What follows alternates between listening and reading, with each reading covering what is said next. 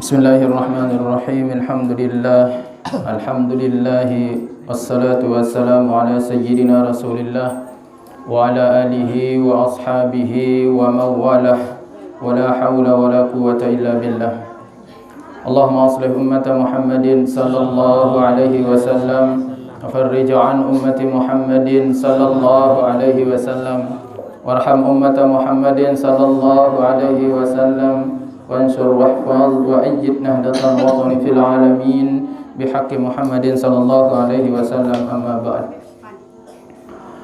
Yang tiang hormati dan muliakan Ketua Karang Taruna Desa Sepit, yang tiang hormati dan muliakan guru-guru tiang, para asatidz tiang, dan yang tiang hormati dan muliakan orang-orang tua tiang, baik laki-laki maupun perempuan yang ada di Desa Sepit dalam nikah.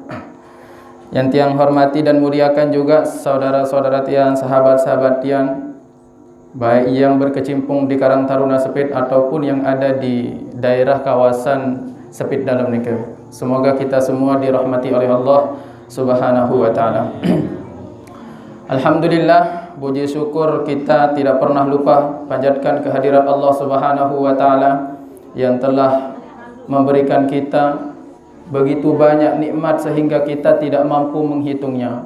Jangankan menghitung nikmat yang ada di luar diri kita, menghitung nikmat yang ada pada diri kita saja tidak mampu untuk kita hitung. Maka sudah sewajarnya, sudah tepantasnya, sudah wajib bagi kita, bagi tiang pelunggu sejari hamba desida Allah Subhanahu wa taala untuk bersyukur ya. Bersyukur tipa ruan nikmat selaput ruan nikmat desida Allah Subhanahu wa taala niku. Dan kedua kalinya salawat serta salam atas baginda Rasul sallallahu alaihi wasallam yang telah mengajarkan tiang pelungguh, yang telah mendidik tiang pelungguh, yang telah membimbing tiang pelungguh sehingga alhamdulillah makin ke tiang pelungguh berada pada satu nikmat yang sangat luar biasa, nikmat yang paling belik nika. Napi nikmat yang paling belik yakni nikmat Islam dan nikmat iman.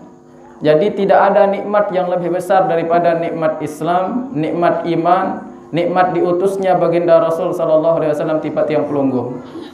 Jadi lamun nikmat-nikmat sa luek kepeng 20 juta 13 juta ni ke ja masih nikmat kodek ni ke. Ndak guna nikmat tebeng nikmat kepeng luek lagu tiang pelungguh berada dalam kekafiran kan ni ke tidak bagus ni ke kan. Jadi nikmat yang paling bagus, nikmat yang paling hebat, yang paling besar nikah adalah tentu nikmat iman dan nikmat Islam ya. Dan alhamdulillah tiang pelungguh sekarang berada pada dua nikmat yang telah diberikan oleh Allah Subhanahu wa taala nikah, nikmat iman dengan nikmat Islam. Para mustamiin yang tiang hormati dan muliakan, sebenarnya kajian makin nikah fikih nggih. Menurut jadwal nikah fikih. Aku serius nikah fikih atau bebas kolaborasi biasanya. Kolaborasi ya. Jadi di mana-mana pengajian selalu perempuan serta paling banyak nggih. Selalu ina-ina tiang paling banyak, luar biasa nih. Karena memang dengan ina nikah paling luas di atas dunia kan wajar jadi. Jadi wajar di mana-mana itu perempuan selalu paling banyak. Kenapa? Karena memang perempuan yang paling banyak di atas dunia. Namun dengan mama kan skip panding siwa bahkan nanti ya di akhir zaman nih kan sekarang sudah akhir zaman nih kan. Tapi alhamdulillah seperti tadi yang tiang sampaikan bahwa kita semua nih alhamdulillah puji syukur kepada Allah karena kita diberikan nikmat yang besar yakni nikmat iman dengan nikmat Islam. Para mustamiin yang tiang hormati dan muliakan, yang akan tiang bahas pada kesempatan malam nikah sebenarnya tidak apa-apa, nanti kalau ada pertanyaan fikih silahkan bertanya tiang insyaallah. Kalau tiang mampu jawab tiang akan jawab. Yang akan tiang bahas pada malam nikah yakni ikhlas ya. Ikhlas. Ikhlas nikah tentu adalah melaksanakan satu perkara semata-mata karena Allah Subhanahu wa taala.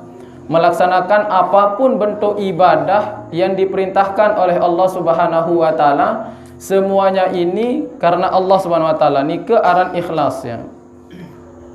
Jadi nanti di dalam satu hadis ya, di dalam satu hadis pernah satu ketika baginda Rasul sallallahu alaihi wasallam berkata kepada Muaz bin Jabal, ya Muaz, wahai Muaz, innallaha ta'ala khalaqa sab'a amlak qabla an yakhluqa sab'a samawati wal ardi.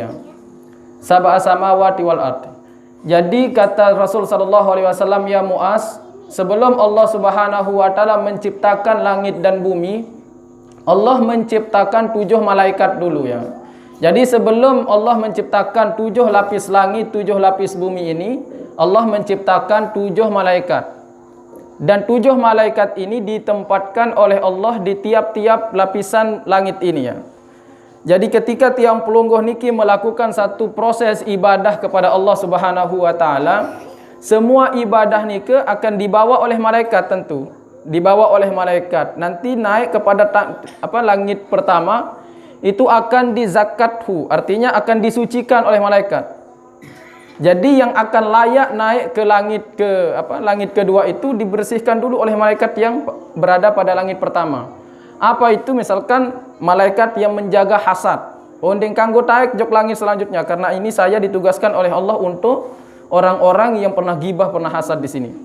Sampai pada langit ketujuh, Allah Subhanahu wa taala meletakkan di situ malaikat yang muwakkalun, yang diwakilkan, yang diperintahkan oleh Allah Subhanahu wa taala untuk menfilter, untuk menyaring ibadah-ibadah yang khusus ikhlas lillahi taala. Jadi sebelum naik ke Sidratul Muntaha, sebelum naik ke melewati langit ketujuh, karena yang akan diterima oleh Allah Subhanahu wa taala hanya semata-mata amalan yang ikhlas lillahi taala ya. Amalan-amalan yang semata-mata dikerjakan karena Allah Subhanahu wa taala. Tiang pelungguh datang jokete, apakah lillahi taala atau tidak? Kalau tiang pelungguh datang ke sini bukan karena Allah, mangkrang ni ke perbuatan amaliyah tiang pelungguh di langit ketujuh, ndek bau sampai Sidratul Muntaha, ndek bau sampai terterima isi Allah Subhanahu wa taala. Jadi perbuatan tiang pelungguh apapun bentuknya, solat, puasa, zakat, haji, semuanya ni ke akan bernilai di sisi Allah apabila dilandasi dengan rasa ikhlas ya. Ikhlas ini lillahi taala. Lagu tiang pelungguh sering mengatakan, ita milik surga ni ke. Ita milik takut neraka, ita milik surga, ita takut neraka. Nah, apakah ni ke termasuk kategori ikhlas atau tidak? Tatkala tiang pelungguh datang ke sini melaksanakan solat, melaksanakan puasa, melaksanakan haji atau ibadah-ibadah yang lain, apa dengan mengharapkan surga atau karena sebab takut neraka, takut tamu neraka kan mungkin. Ita diminta ketuan apa milik? Oh, milik tamu surga. Selaput milik tamu surga kan iki. Dek tuah terkadang melaksanakan ibadah itu lillahi ta'ala karena Allah, tagu melaksanakan ibadah itu karena surga.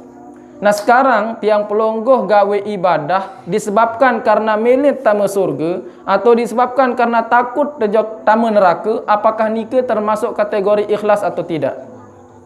Maka para ulama menjelaskan, baik Syekh Nawawi Al-Jawi di dalam kitab Nuruz Zolamnya ataupun Syekh Abu Bakar Syato di dalam kitab I'anatul Talibinnya, beliau mengkategorikan tatkala tiang pelungguh melaksanakan satu ibadah puasa, zakat, haji, solat nikah karena surga atau takut neraka, tetap nikah dikategorikan ikhlas. Okay? Sekalipun tiang pelungguh melaksanakan ibadah karena surga, mengharapkan surga, milik tamu surga tiang gawe sembahyang, karena takut neraka tiang menggawe sembahyang, menggawe puasa, menggawe zakat, datang ngaji, apakah nikah termasuk kategori ikhlas? Nggih, termasuk kategori ikhlas, lagu bawaan level doang nikah. Berkelas menjarin ikhlas nikah, okay? Jadi begini, sebenarnya ada satu ungkapan orang sufi, ahli tasawuf mengatakan, laulam akhluk jannatan, laulam akhluk jannatan, alam akun ahlan liyuta'a. Seandainya aku tidak menciptakan surga, kata Allah, apakah aku masih pantas untuk ditaati? Seandainya darak surga makin, seandainya darak neraka makin, apa masih tiap beribadah jok Allah SWT sila? Lamun tegawe ibadah gara-gara demi tamu surga doang.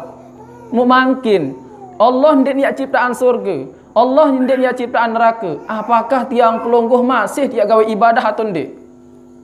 Lamun semata-mata tegawe ibadah ni ke mengharapkan surga. Lagu seperti tadi mengharapkan surga itu juga level ikhlas, lagu level ikhlas si bawaan tahu. Jadi level ikhlas nomor sekian tentu beribadah semata-mata lillahi ta'ala, li ajlillah, semata-mata karena Allah. Tapi seperti ungkapan tadi, laulam akhluk jannatan alam akun ahlan liyuta'a. Seandainya aku tidak ciptakan surga, seandainya aku tidak ciptakan neraka, apakah masih pantas aku untuk ditaati? Apa masih milih ya gawe sembahyang atau ndik? Apa masih milih ya gawe puasa atau ndik? Apa masih milih ya keluaran zakat atau ndik? Lamun di arak surga, lamun dia nak neraka, silap. Jadi ikhlas ini bisa dilatih, nggih, bisa dididik, bisa kita ajarkan dengan cara apa? Dengan cara ilmu tentu. Dengan cara kita belajar, dengan cara kita kita sering-sering menghadiri majelis taklim. Artinya dengan ilmu kita bisa mendidik ikhlas ini. Artinya surga neraka itu tidak ada artinya ketika Allah Subhanahu wa taala murka, kan begitu. Itu sebabnya Rabi'atul Adawiyah, ini ulama sufi ya, ulama tasawuf, ulama sufi dari perempuan, waliyun min auliyaillah. Mungkin pelunggu sering mendengar Rabi'atul Adawiyah. Sampun dengar ni ke ibu-ibu?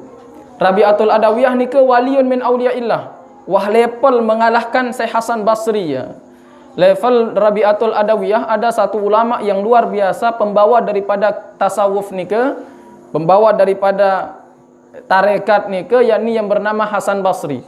Tapi level kewalian daripada Hasan Basri ni ke masih kalah si Rabi'atul Adawiyah. Rabi'atul Adawiyah ni ke, apa katanya? Ndek mele yak tamu surga. Ndek mele yak apa? Saya beribadah itu bukan karena surga, saya beribadah itu bukan karena takut neraka. Kalau saya beribadah karena masuk surga, jauhkan aku dari surga. Tapi kalau aku beribadah karena takut neraka, campakkan aku dalam neraka. Kenapa? Karena Rabi'atul Adawiyah itu, aku beribadah kepadamu ya Allah disebabkan semata-mata karena engkau. Karena cinta ya. Ya bagaimana ya caranya? Ya seperti tadi, ya ini tentu kita latih, kita didik, kita kita ajarkan. Semuanya ini bisa bisa dilatih ya. Atau kita analogikan seperti ini ke, kita umpamakan seperti ini ke. Misalkan untuk mengatakan 1 tambah 1 tambah 1 piro nih? 2 nih adik-adik ya. 1 tambah 1 2. Untuk mengatakan bahwa sekit tambah sekit itu sama dengan 2, apakah dia bulungguh butuh hadiah atau tidak? Oh, lamun kena tebeng hadiah aja sekit tambah sekit telu ya kuni. Lamun kena tebeng hadiah aja sekit tambah sekit 5 ya kuni. Apakah untuk mengatakan 1 tambah 1 itu, untuk mengatakan jawabannya 2, harus butuh hadiah atau tidak? Kan tidak ya. Arak ndek hadiah, tetap kita akan mengatakan bahwa 1 tambah 1 itu 2. Maka untuk membuktikan atau untuk mengakui ketuhanan Allah Subhanahu wa taala, apakah harus diberikan hadiah surga dulu baru kita mengakui ketuhanan Allah Subhanahu wa taala? Jadi tidak mesti adanya surga, tidak mesti adanya neraka untuk mengakui ketuhanan Allah Subhanahu wa taala. Ada tidaknya surga neraka, itu tetap Tuhan itu jadi Allah. Artinya tetap Tuhan itu layak untuk disembah, layak untuk dituhankan. Jadi tidak perlu ada surga dulu, tidak perlu ada neraka dulu, tidak perlu diberikan pahala dulu, tidak. Jadi semuanya itu ya terserah Allah Subhanahu wa taala. Itu sebabnya ada sebuah cerita disebutkan oleh Imam Al-Ghazali rahimahullahu taala di dalam 2 kitabnya. Di antaranya ada kitabnya yang berjudul Ayyuhal Walad ya. Nika kitab nika disusun oleh beliau karena ada seorang muridnya. Seorang muridnya nika, murid daripada Imam Al-Ghazali rahimahullahu taala. Muridnya nika sudah lama belajar di Imam Ghazali. Lama belajar, menghafal berbagai macam ilmu. Kemudian apa guna kiak belajar luwek lalu? Apa guna kiak menghafal luwek lalu? Kitab luwek wasik hafal, luwek sik pelajari lamun kende amalan. Akhirnya untuk terjun mengamalkan ilmunya nika, murid Imam Al-Ghazali minta nasihat kepada gurunya, yakni Imam Al-Ghazali. Kemudian di lembaran selanjutnya, di lembaran kedua daripada kitab Ayyuhal Walad ini, beliau menceritakannya, mengkisahkan satu kisah oleh Imam Al-Ghazali di situ sebagai nasihat. Kisah nike sebagai nasihat kepada muridnya ya. Ada dulu seorang ulama Bani Israel ya. Ulama Bani Israel. Jadi Bani Israel itu tidak semuanya penghuni neraka ya. Jadi tidak kita mengatakan Bani Israel kemudian orang-orang Israel sak mangkin iki ndek nggih. Bani Israel itu pengikut daripada Nabi Isa alaihi salatu wasalam, atau dikenal dengan Al-Hawariyin ya. Pengikut Nabi Isa itu Hawariyin namanya. Kalau pengikut Nabi Muhammad dinamakan sahabat kan begitu, sahabat tabi'in. Tapi kalau pengikut Nabi Isa dinamakan Hawariyin ya. Kemudian ulama daripada Bani Israel atau Bani Israel, karena nabi-nabi dahulu memang diturunkan kepada Bani Israel semua ya. Nabi Musa itu semuanya Bani Israel semua ya. Kecuali Nabi Muhammad SAW di Bani Quraisy ya. Jadi salah seorang daripada ulama Bani Israel dulu ibadahnya luar biasa nih ke. Dari semenjak kecil ibadah sampai tua tidak pernah bermaksiat kepada Allah Subhanahu wa taala. Kemudian Allah Subhanahu wa taala memerintahkan kepada salah seorang malaikatnya, "Wahai malaikatku, kasih tahu hambaku ini. Kasih tahu dia bahwa ibadah yang dia kerjakan selama hidupnya itu la yaliku alaihil jannah. Tidak pantas surga baginya." Jadi ibadah sak selapu singgawe, coba yang pelungguh makin. Orang Bani Israel dulu umat-umat dahulu itu ibadahnya luar biasa. Saya enggak kuat beli ibadah hebat ya. Mungkin kita makin kan ibadah ya, ketong kata menu. Ketong kata tapi alhamdulillah berkat tiang pelungguh jadi umat Rasulullah sallallahu alaihi wasallam. Itu sebabnya tiang katakan tadi nikmat terbesar kita adalah nikmat Islam, iman, nikmat diberikan diutusnya kita sebagai umat baginda Rasul sallallahu alaihi wasallam. Ini nikmat terbesar. Sekalipun ruan ibadah tiang pelungguh kotong kata, sekalipun ibadah tiang pelungguh pardu-pardu doang si tegawe, lagu insyaallah dengan sebab tiang pelungguh sebagai umat baginda Rasul sallallahu alaihi wasallam, dengan sebab nikah adalah bisa mendapatkan syafaat nanti di hari kiamat. Tentu dengan catatan-catatan nendek te saling meri kancah batur, nendek te saling gibah, nendek te saling pelit kancah batur nikah, kan semuanya nikah ada aturan-aturannya. Jadi tiang ulang kepada cerita tadi salah seorang ulama daripada Bani Israel yang melaksanakan ibadah sepanjang hidupnya. Sepanjang hidupnya dia melaksanakan ibadah kepada Allah SWT. Tapi kemudian Allah mengutus salah seorang malaikatnya memberitahukan kepada ulama Bani Israel tadi. Apa katanya? Sampaikan kepada hambaku itu bahwa ibadah sasinggawe, ruan sembahyang, ruan puasa, haji sasinggawe itu la yaliku alaihil jannah. Ndek man pantas ya tamu surga isi ibadah nano. Ndek man pantas. Tamu surga si ruan ibadah sasinggawe ni kan ndek man pantas. Jadi ketika disampaikan kepada hambanya ni ke, apa kata hamba ni ke? Apa kata ulama Bani Israel? Ni ke yang penting ibu bapak tiang yang hormati nggih. Jawabannya ni ke kalau di dalam satu kitabnya Ayyuhal Walad ni ke, Imam Al-Ghazali mengatakan jawabannya nahnu khuliqna lil ibadah fayam bagilana an na'budahu. Jadi Imam Al-Ghazali di situ dalam kitab Ayyuhal Waladnya jawaban daripada hamba tadi ulama Bani Israel mengatakan nahnu khuliqna lil ibadah fayam bagilana an na'budahu. Aku ini, kami ini, saya ini tercipta isi Allah Subhanahu wa taala untuk ibadah. Maka sudah sepantasnya, sudah seharusnya wah pantas dia gawe ibadah. Wah pantas, wah seyogianya, wah seharusnya dia sembah sini Allah. Jadi masalah surga, masalah neraka, yak tertamak jok neraka, pantas kendek mau surga isi ruang ibadah itu bukan urusan saya. Jadi urusan saya ini adalah untuk beribadah kepada Allah Subhanahu wa taala. Di dalam satu kitabnya beliau mengatakan jawabannya seperti ini kan ya. Ana abdun ya. Ana abdun. Saya ini adalah hamba. Wa sya'nul ubudiyah al-ibadah ya. Saya ini adalah hamba. Wa sya'nul abdi maksudnya ana abdun wa sya'nul abdi al-ubudiyah. Saya ini adalah hamba. Dan hamba itu memang statusnya adalah menghambakan diri kepada Allah Subhanahu wa taala. Wa huwa ilahun wa sya'nul ilahi ma ya'lamuhu illa huwa. Tiang ulang. Ana abdun wa sya'nul abdi al-ubudiyah wa huwa ilahun wa sya'nul ilahi la ya'lamuhu illa huwa. Jadi saya ini hamba katanya. Aku ini panjak di sisi Allah. Maka searan panjak itu statusnya memang hanya mengabdikan diri kepada Allah Subhanahu wa taala. Masalah ya tabeng surga, masalah ya terjauhi oleh neraka, tabeng pahala itu bukan urusan tiang pelungguh. Urusan di sisi Allah Subhanahu wa taala. dan dia adalah Tuhan, dia adalah Allah. Maka status ketuhanan itu tidak ada yang mengetahuinya kecuali Allah Subhanahu wa taala.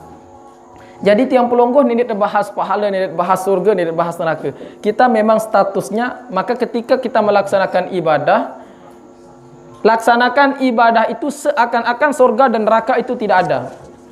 Wah surga diarak, neraka diarak. Memang semata-mata karena Allah Subhanahu wa taala. Jadi itu cara kita melatih keikhlasan. Ikhlas ni kesusah ke? Ikhlas ni kesusah. Lawan daripada ikhlas itu riya ya. Yakni melaksanakan perkara ibadah itu karena orang, karena sebab sesuatu. Di antaranya sebab orang lain, sebab manusia, sebab ini dan itu ya. Itu bahkan riya itu dinamakan oleh baginda Rasul sallallahu alaihi wasallam sebagai asyirkul asghar ya, syirik kecil. Syirik ni ke termasuk syirik kecil. Bahkan di dalam kitab Tanbihul Ghafilin, muqaddimahnya itu babul ikhlas, bab ikhlas. Beliau mengatakan, menyampaikan ketika menguraikan hadis tentang ikhlas, ada satu hadis di situ nanti di akhirat itu ketika tiang pelungguh melaksanakan ibadah karena seseorang, maka Allah akan memerintahkan tiang pelungguh endeng pahala, endeng balasan ojok sai sak tujuan tiang pelungguh gawe ibadah ni ke. Misal gara-gara Zaid, misalkan tiang pelungguh gawe ibadah gara-gara Zaid, maka di akhirat nanti Allah akan menyuruh tiang pelungguh untuk minta pahala, minta balasan, minta sorga kepada Zaid.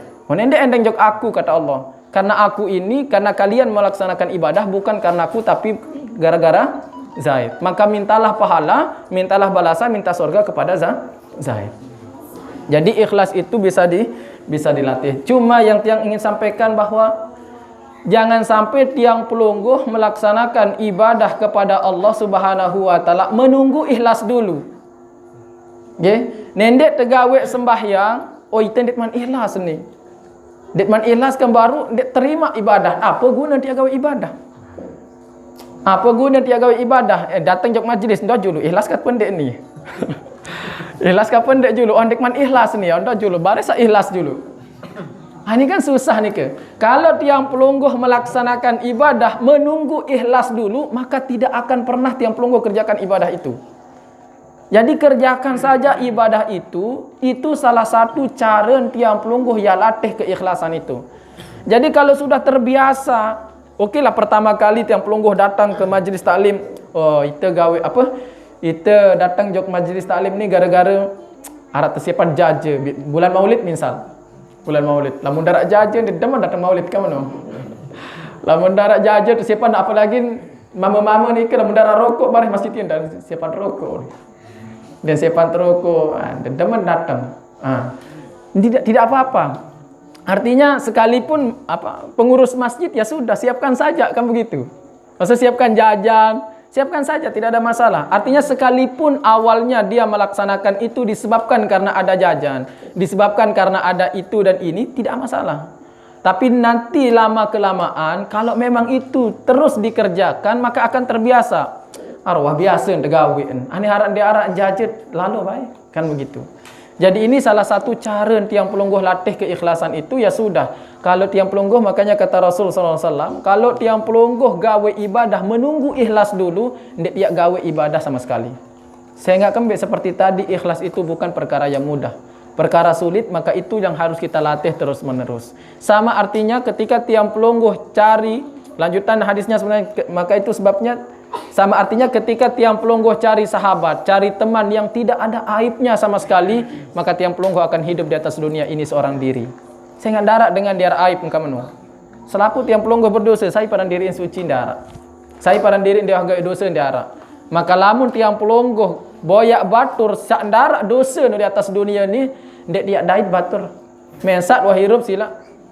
Si dia doang saparan diri suci, dia tentu suci kamu tu. Jadi itu sebabnya Allah Subhanahu wa taala berfirman, la tuzakku anfusakum. Nendek pada sucian diri, nendek paran anggap diri yang paling suci. Ya sudah, bergaul saja dengan siapapun, tergantung niat yang pelungguh, tergantung tujuan kita kepada Allah Subhanahu wa taala. Masih belum bisa nih, Oke. Jadi tiang tutup dengan satu cerita lagi, nggih. Tiang tutup dengan satu cerita. Niki cerita yang luar biasa menurut tiang. Ada seorang murid dengan seorang guru ya. Ada seorang murid dengan seorang guru. Kemudian murid ini ketika belajar kepada seorang guru ini, belajar ilmu agama, diberikan salah satu ilmu atau makom oleh Allah Subhanahu wa taala dinamakan makom kasyaf. Makom mukasyafah ya. Wikan nike, kasyaf nike bau terseriuk atin dengan. Atin dengan ni bau terseriuk apa terlintas. Pegawaian dengan ni tahu tu. Nah nike aran makom kasyaf mukasyafah ya. Mukasyafah nanti ada muraqabah, mukasyafah sampun dibahas ya. Nah, murid ini diberikan satu makom oleh Allah Subhanahu wa taala sampai kepada makom mukasyafah. Artinya dia mampu melihat kondisi seseorang. Apakah orang itu masuk dalam surga, masuk dalam neraka, itu sudah diketahui oleh orang itu. Itu banyak ya. Para waliullah itu banyak yang punya seperti itu ya. Para masyayikh kita banyak yang punya seperti itu. Akan tetapi di antara salah satu alasan daripada para ulama merokok itu gara-gara itu ya. Yang pernah baca satu kitab ya. Alasan para waliullah itu, para ulama itu merokok gara-gara dia diberikan kasyaf oleh Allah Subhanahu wa taala. Kalau dia tidak merokok nanti dia akan melihat aib-aibnya. Kan kalau kita ifsya usu, artinya kita menyebarkan keburukan orang itu kan termasuk dosa ya. Jadi untuk menutupi dirinya supaya tidak terlalu fokus kepada aib orang itu ya sudah. Hanya merokok santai begitu. Itu ulama-ulama dahulu ya. Jadi ulama-ulama dulu merokok, ngopi itu ada alasannya. Seperti misalkan ngopi misalkan. Ulama-ulama dulu itu ngopi itu supaya rajin tahajud ya. Ngopi itu supaya tidak tidur malam. Itu sebabnya untuk mendeteksi, untuk mengetahui orang dulu itu apakah jadi wali atau tidak. Kalau mulutnya sudah bau kopi itu berarti wali sudah itu. Murah kan? Lagu makin coba. Ampun empok, ampun kopi, wah bahaya nih. Ampun kopi misal. Tapi kalau ulama-ulama dulu masyhur ya. Kalau mulutnya sudah bau kopi berarti wali sudah itu. Jadi untuk mengetahui seorang wali atau tidak itu mudah kalau orang dulu ya. Kenapa ya? Karena seperti tadi, ngopinya itu tujuannya supaya tidak tidur malam. Begadang malam. Begadang untuk apa? Begadang bukan untuk ngerumpi, bukan untuk bergosip, tapi begadang untuk zikir, wirid, mutolaah. Artinya untuk mendeteksi, mengetahui wali itu mudah kalau dulu. Kalau sekarang susah ya. Susah ya. Apa ceritanya baru? Oh ya. Ya, diberikan satu kondisi, satu makom oleh Allah, makom mukasyafah, kasyaf. Akhirnya dia tahu kondisi orang. Kemudian ketika belajar di gurunya ini, nyangken sak berajah oleh gurun, dia melihatlah bahwa gurunya ini kenakar ya. Oleh kenakar ni tertulis kafirun. Padahal guru ni ajaran tafsir, ajaran hadis, ajaran balaghah, mantek, ajaran ilmu agama wah. Syekh nuh ni syekh. Lagu debeng kasyaf isi si Allah Subhanahu wa taala murid ni akhirnya mampu melihat gurunya. Ternyata guru ini mati dalam keadaan su'ul khotimah. Tertulis oleh kafir mati su'ul khotimah. Murid guru ni padahal guru ni orang alim. Ulama besar, ulama yang terkemuka. Tapi murid ini diberikan penglihatan oleh Allah dan melihat di kening gurunya itu tertulis kafir mati su'ul khotimah. Kemudian karena melihat kondisi gurunya seperti itu, akhirnya murid ini tidak milih belajar. Apa guna kiak berajah guru kiak mati su'ul khotimah? Apa guna kiak berajah ternyata guru kena kafir? Akhirnya dia milih datang jok guru berajah. Akhirnya gurunya ini mencari. Belai murid ke. Belai murid yang kan dia datang belajar. Akhirnya dicari-cari, ternyata dia tidak datang belajar karena alasan itu. Akhirnya didatangi oleh gurunya. Datang-datang guru nike jok murid, wahai muridku ditanya, kenapa kamu tidak pernah datang majelis ilmu saya, majelis pengajian saya? Oh guru, dijelaskan oleh muridnya guru, saya ini diberikan satu makom oleh Allah yang dinamakan makom mukasyafah, makom kasyaf.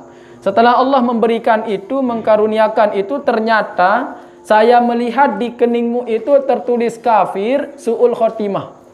Alasan itulah sebabnya saya tidak pernah datang belajar menghadiri majelismu.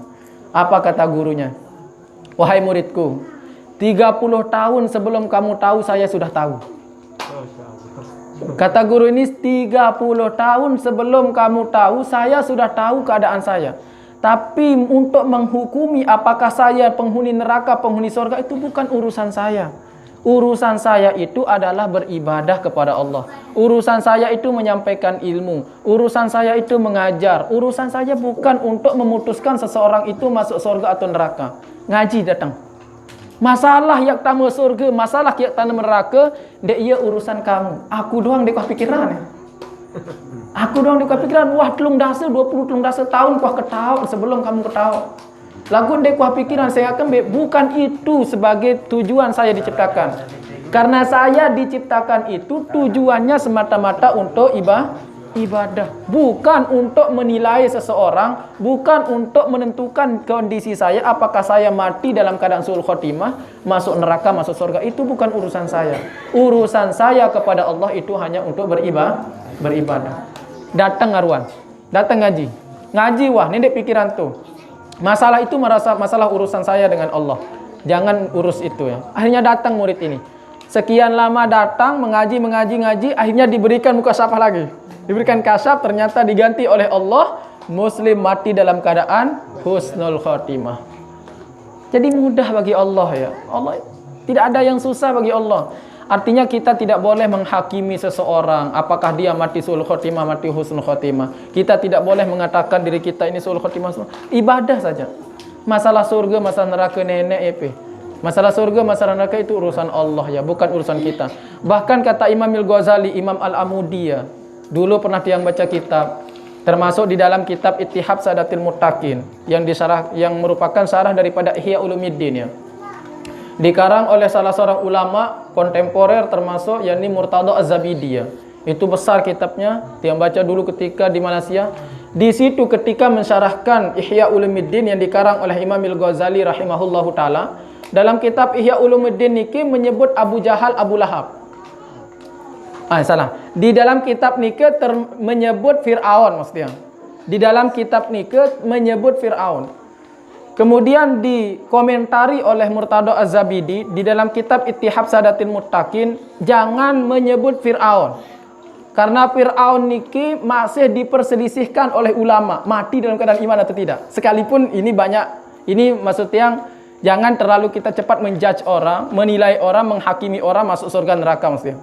Kalau memang tidak betul-betul ada nas Al-Quran dan hadisnya yang mengatakan bahwa dia penghuni surga atau neraka, maka sebaiknya, kata Murtada Az-Zabidi, sebaiknya mengatakan Abu Jahal, Abu Lahab yang sudah nyata-nyata dalam Al-Quran, tabat yada Abi Lahab.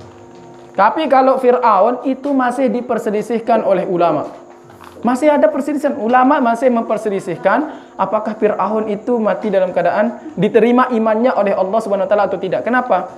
Karena ketika ditenggelamkan di Laut Merah, Fir'aun masih mengatakan amantu bi Rabbi Musa wa Harun. Aku percaya beriman kepada Tuhan Musa dan Harun. Sekalipun ulama yang membantah itu banyak mengatakan tetap imannya tidak diterima. Tapi masih diperselisihkan imannya oleh para ulama. Jadi kalau Abu Lahab, Abu Jahal itu sudah nyata-nyata itu. Tabat yada Abi Lahab.